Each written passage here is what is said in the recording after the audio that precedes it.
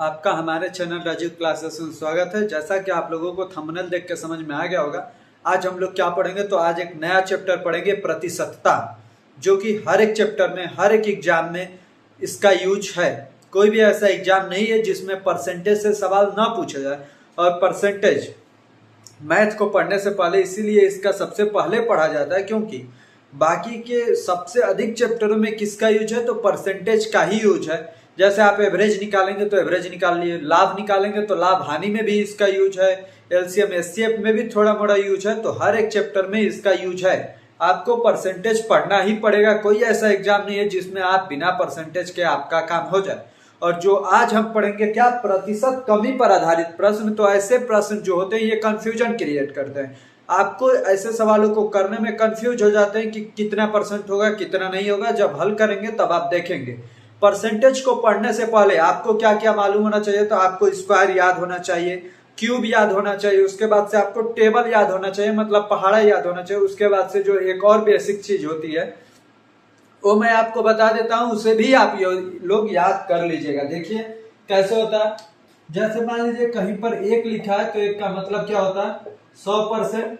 कहीं पे 1/2 लिखा है तो इसका मतलब 50%। कहीं पर 1/3 लिखा है, इसका मतलब 33 सही 1/3%।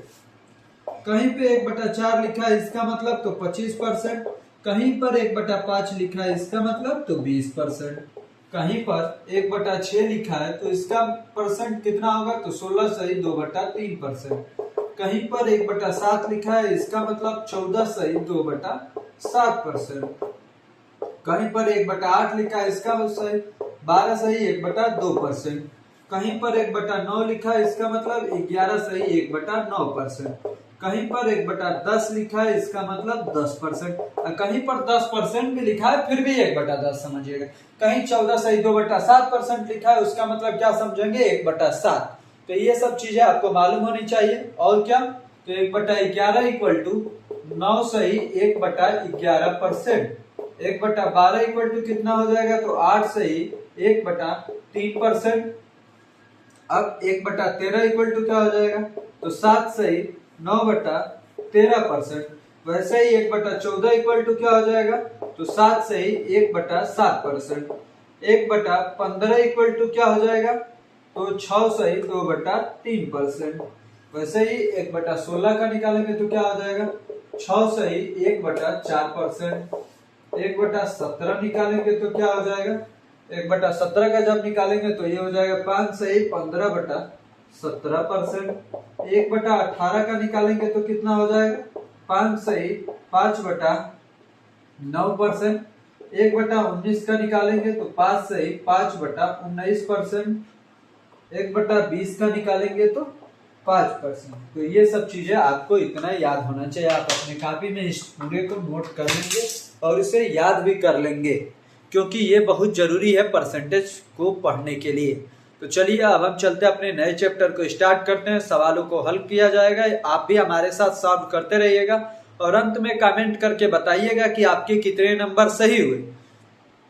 यदि आप किसी भी एग्जाम की तैयारी करते हो तो ये सभी एग्जाम के लिए ये वीडियो है। ये नहीं है कि किसी एक स्पेशल किसी एग्जाम के लिए ये वीडियो है, ये सभी एग्जामों के लिए है। इससे पहले हम लोग क्वेश्चनों को आप करने चलते हैं, उससे पहले यदि आपने चैनल को सब्सक्राइब नहीं किया है तो चैनल को सब्सक्राइब कीजिए, वीडियो को लाइक कीजिए और अपने दोस्तों को भी शेयर कीजिए। अब हम चलते हैं अपने प्रश्नों पे।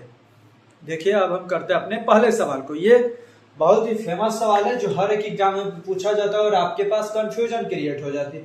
तो देखिए ऐसे सवालों को हमें कैसे करना है, ये देखिए। यदि ए बी से 40% कम है तो ए बी से कितना प्रतिशत अधिक है। 40% कम है, कौन किससे, ए बी से। ए बी से कम है या कम है या अधिक है। 40% का मतलब क्या होता है, 40% का मतलब 2/5 होता है। 40% का मतलब कितना होता है, 2/5। अब कौन अधिक है, ये तो अधिक है ना, तो इसे रखिए 5। कम की बात हो रही है ना, तो 5 में से 2 घटा दीजिए, 3 हो जाएगा। अब क्या बताना है कि तो ए बी से कितना प्रतिशत अधिक है। ए बी से 40% कम है, ए बी से 40% कम हो गया। तो ए बी से, सॉरी ये बी ए से है, ए बी से नहीं है, क्या है, बी ए से है। तो बी ए से कितना परसेंट अधिक है। बी ए से कितना अधिक है, तो ये इससे 2 अधिक है। 2 अधिक है किससे बोला है, ए से, तो ए को आपको नीचे रखना है, जिसमें से लगा रहेगा उसी को नीचे रखा जाता है। तो 2 बट्टे में ये 3, 2/3 का मतलब कितना आप जानते हैं, 1/3 का मतलब 1/3 का मतलब 33.33%, मतलब 33 सही 1/3%, और उसी में 2 से मल्टीप्लाई कर देंगे तो 66.66%, मतलब ऑप्शन नंबर डी। पहले का ऑप्शन नंबर डी हो गया। आपको थोड़ा सा भी नहीं सॉल्व करना रहेगा, ये तो आपको मैंने समझाने के लिए लिख दिया। आप जब एग्जाम में जाएंगे तो आप डायरेक्ट आंसर देंगे। ए बी से 40% कम है, 40% का मतलब 2/5। ए कम है तो ए कम है तो कितना कम है, 2 कम है मतलब 3 है। ए 3 है, बी 5 है, तो बी ए से कितना अधिक है, कितना अधिक है 2, तो 2/3 का मतलब कितना हो गया 66.66%। इसका जब आप परसेंटेज भी निकालेंगे तो उतना ही आएगा। 100 मतलब 200/3, 200/3 तो जब भागा देंगे तो 66.66% आ जाएगा। अब हम चलते हैं अपने दूसरे प्रश्न पे। अब हम सॉल्व कर लेते हैं अपने दूसरे प्रश्न को। देखिए क्या है, यदि u बराबर 450 और v बराबर 585 है तो v u से कितना प्रतिशत अधिक है। कितना अधिक है सबसे पहले ये निकाल लेते हैं। तो 585 माइनस 450 जब करेंगे तो आएगा 135।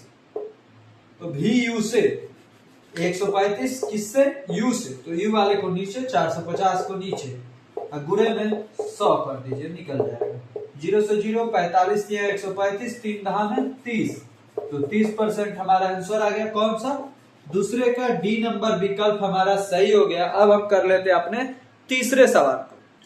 अब हम करते हैं अपने तीसरे सवाल को। देखिए क्या है, किसी वस्तु के मूल्यों में 10% की कमी की गई है, इसे पुराने मूल्य पर लाने के लिए नए मूल्य में कितनी वृद्धि करनी होगी। 4 विकल्प है, 9 सही 1/11, 10%, 11%, 11 सही 1/9%। देखिए एक साइड लिखिए ओल्ड मूल्य, एक साइड लिखिए न्यू मूल्य। 10% की कमी की गई है, 10% का मतलब कितना होता है 1/10। पहले ये 10 था, 10% की कमी की गई तो कितना हो गया 9। अब क्या करना है, फिर से इसे पुराने मूल्य पर लाना है, तो कितना का वृद्धि करना पड़ेगा +1 का। तो 1 किससे, नए मूल्य में, तो नए मूल्य में, तो नए मूल्य नीचे 1/9, 1/9 मतलब कितना परसेंट, तो 11 सही 1/9%। विकल्प नंबर कौन सा सही हो जाएगा, तीसरे का डी नंबर विकल्प हमारा सही हो जाएगा। अब हम चलते हैं अपने चौथे प्रश्न पे। अब हम कर लेते हैं अपने चौथे प्रश्न को। देखिए क्या है, एक कर्मचारी की मजदूरी में 20% की कटौती की गई है। यदि उसकी मजदूरी को पुनः पहले की मजदूरी के बराबर लाना हो तो उसमें कितनी वृद्धि करनी पड़ेगी। कैसे इसे करेंगे, तो आप लिखिए ओल्ड मजदूरी और ये न्यू मजदूरी। 20% का मतलब कितना होता है 1/5।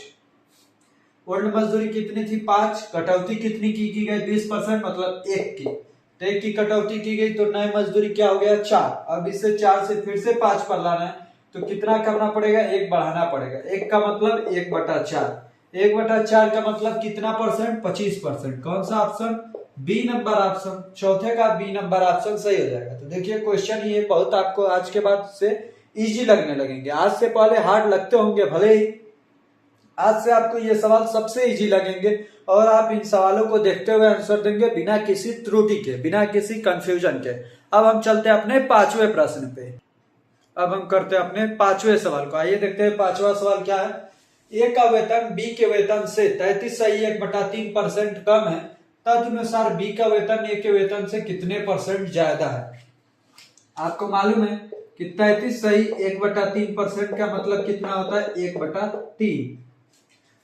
ए और बी है, ए को लिखिए और बी को लिखिए। ए का वेतन बी के वेतन से कम है ना, तो बी को नीचे वाला दे दीजिए 3।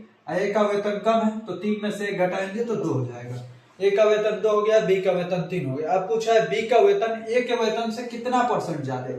कितना ज्यादा है, तो +1 ज्यादा है। तो 1/ए से ना, ए के वेतन से ना, तो ए को नीचे रखना है 1/2। 1/2 का मतलब कितना परसेंट, 50%। तो सी नंबर ऑप्शन पांचवे का कौन सा विकल्प सही हो गया, तो सी नंबर विकल्प हमारा सही हो गया। अब हम चलते हैं अपने 6वें प्रश्न पे। अब हम करते हैं अपने 6 नंबर सवाल को। आइए देखते हैं 6 नंबर सवाल क्या है। एक वस्तु का दाम 10% घटाया गया, पूर्वमान में उसको पुनः लगाने के लिए नए दाम को कितने प्रतिशत बढ़ाना होगा। तो एक तरफ ओल्ड मूल्य लिखिए, एक तरफ न्यू मूल्य लिखिए। 10%, 10% का मतलब कितना होता है 1/10। 10% घटाया गया है तो पहले था 10, घटाने के बाद से हो गया और 9। अब पूर्वमान में उसको पुनः लगाने के लिए नए दाम में को कितना बढ़ाना पड़ेगा, कितना बढ़ाना पड़ेगा 1। तो 1/9 का मतलब क्या हो गया 11 सही 1/9%। कौन सा ऑप्शन, सी नंबर ऑप्शन। छुए का कौन सा विकल्प सही हो गया, तो छुए का सी नंबर विकल्प हमारा सही हो गया। अब हम देखते हैं अपने 7वें प्रश्न को। अब कर लेते हैं हम अपने 7वें प्रश्न को। क्या है, चीनी का मूल्य 20% घट गया, ज्ञात कीजिए कि उपभोक्ता पहले जितने व्यय में कितने % अधिक चीनी प्राप्त करेगा। 4 विकल्प है, 9%, 9 सही 1/11%, 11 सही 1/9% और 11%। ये सवाल तो सबके सामने कभी ना कभी आया ही होगा, और आज हम ऐसे तरीके से, जिस तरीके से सभी सवालों को कर रहे हैं उसी तरीके से इसको भी करेंगे और बिल्कुल भी सही आंसर आएगा और सटीक आंसर आएगा। देखिए क्या है, चीनी का मूल्य 20% घट गया। 20% को जब फ्रैक्शन में लिखेंगे तो क्या हो जाएगा 1/5। चीनी का मूल्य 20% घटा है, मतलब पहले मूल्य था 5, 20% घटने के बाद क्या हो गया 4 हो गया। अब उपभोक्ता पहले जितने व्यय में कितने % अधिक चीनी प्राप्त करेगा। तो ऐसे सवालों को कैसे किया जाता है, 5 के 20 कर दीजिए, ये भी 20 है। अब 4 में कितना करे कि 20 हो जाए, फिर तो 5, मतलब अब 4 को 5 करना पड़ेगा, मतलब 1 बढ़ाना पड़ेगा। तो 1/4 का मतलब 10% चीनी का मूल्य कितना घट जाए,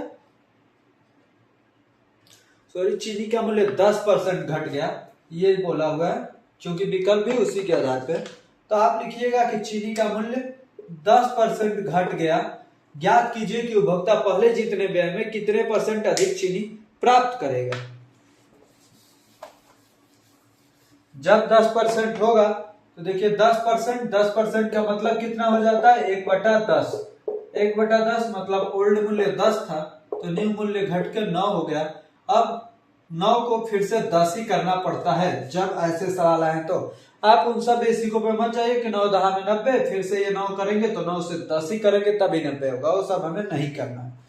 10 और 9 मान लीजिए, अब 9 को फिर से हमें 10 करना है। 10 करना है मतलब 1 बढ़ाना है, मतलब 1/9। 1/9 का मतलब कितना % हो जाएगा 11 सही 1/9%। 7वें का ऑप्शन नंबर सी हमारा सही हो जाएगा। यदि आपको वैसे ही करना है तो इन दोनों को गुणा करके करेंगे। अब हम चलते हैं अपने 8वें सवाल पे। अब हम कर लेते हैं अपने 8वें प्रश्न को। देखिए क्या है, एक पुस्तक का अंकित मूल्य क्रय मूल्य से 20% कम है, बताइए कि उसे कितने % अधिक में बेचा जाए कि न लाभ हो न हानि। 4 विकल्प है, पहला है 20%, दूसरा है 25%, तीसरा 30%, चौथा 50%। एक साइड लिखिए एमआरपी, एक साइड लिखिए सीपी। 20% का मतलब कि क्या फ्रैक्शन बनता है 1/5। एमआरपी आपकी थी 5 और क्रय मूल्य, अंकित मूल्य क्रय मूल्य से 20% कम है। अंकित मूल्य क्रय मूल्य से 20% कम है तो अंकित मूल्य क्रय मूल्य कर लीजिए 5 और अंकित मूल्य 20% कम है तो 5 में से 1 घटाएंगे तो आएगा 4। अब क्या करना है, इसको इतने में बेचना है कि न लाभ हो न हानि। कितना बढ़ाना पड़ेगा, तो 4 से फिर से 1 बढ़ा देंगे 5 हो जाएगा तो न लाभ होगा न हानि। 1 बढ़ाना है ना तो +1 मतलब 1/4 सॉरी 1/4। 1/4 का मतलब कितना %, 1/4 का मतलब हो जाएगा 8वें का 25%। मतलब हमारा कौन सा ऑप्शन सही हो गया, तो बी नंबर ऑप्शन सही हो गया। हमें उम्मीद है कि आपको अच्छे से समझ में आ रहा होगा। यदि अच्छे से समझ में आ रहा होगा तो वीडियो को लाइक करते रहिए। अब हम चलते हैं अपने 9वें प्रश्न पे। अब हम कर लेते हैं अपने 9वें प्रश्न को। देखिए क्या है, रहीम की ऊंचाई करीम की ऊंचाई से 50% कम थी।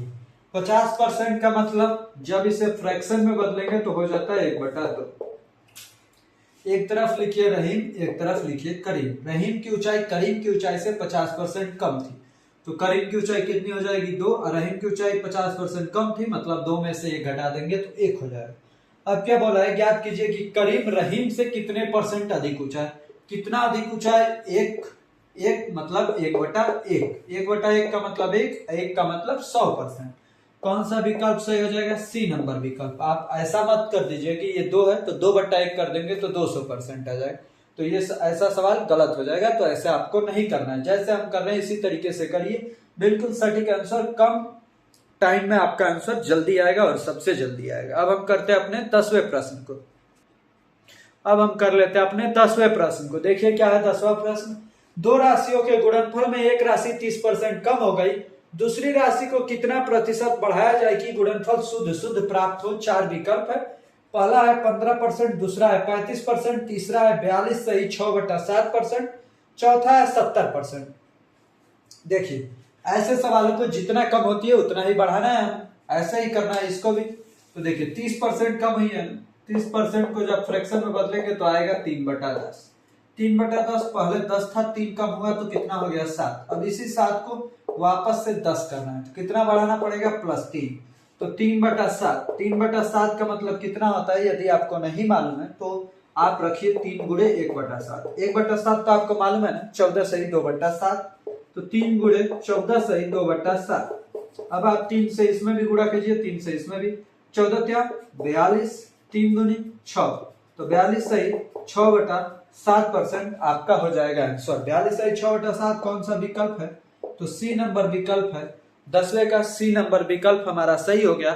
हमने आपको आज के लेक्चर में इतना ही पढ़ाना है, क्योंकि हमने प्रतिशत कमी के आधार पर जितने भी प्रश्न होते हैं, जितने भी तरीके से पूछे जा सकते हैं, सभी तरीकों को हमने आज आपके सामने सॉल्व कराया है। और हमें उम्मीद है कि आपको वीडियो अच्छा लगा होगा। जब अच्छा लग गया तो चैनल को सब्सक्राइब कर दीजिए और वीडियो को लाइक कीजिए और अपने दोस्तों को भी शेयर कीजिए। और आपको डेली बाय डेली ऐसे ही कंटेंट हमारे चैनल पे मिलते रहेंगे। आज हमने क्या पढ़ा है? प्रतिशत कमी। तो कल पढ़ेंगे प्रतिशत वृद्धि के आधार पे जो भी प्रश्न पूछे जाते हैं आपके एग्जाम में, वैसे सवालों को। आपको अंत तक बने रहने के लिए हमारे तरफ से बहुत बहुत धन्यवाद।